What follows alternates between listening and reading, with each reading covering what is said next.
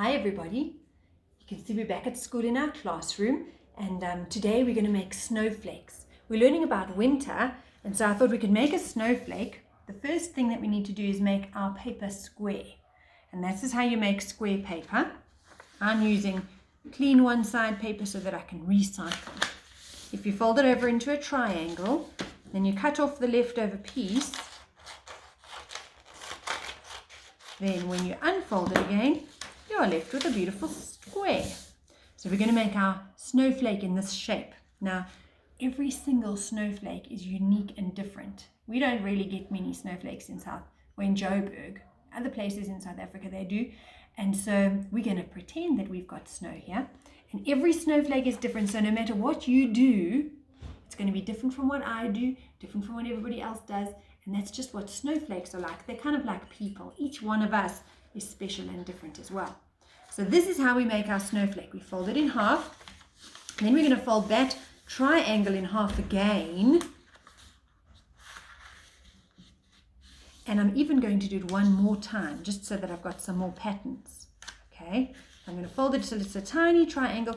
And then the thing you must remember is that this point is the point where they all join up.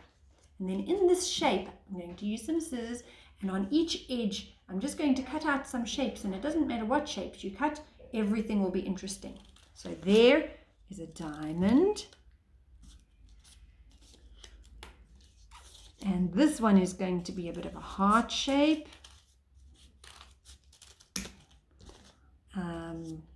The thing to remember is never to cut right across. Just cut onto that little edge there.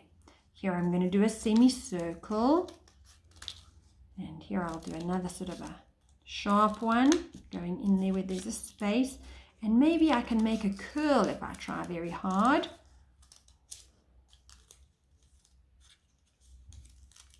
And there we go. You can just make up whichever shapes you like as you cut, and then this is the fun part. When you open it up, we're going to have beautiful shapes cut out of your paper. Look at that. There's a beautiful snowflake. You could make them on colored paper, or you could make them on white paper and then hang them up so that they can dangle in your window and let the sun shine through. Or if you want, you can stick them onto colored paper. I'm going to stick this one on my wall, and the blue will shine through the holes, and it'll be a pretty snowflake to decorate our classroom. There we go, snowflake and a fire, perfect for winter. Goodbye.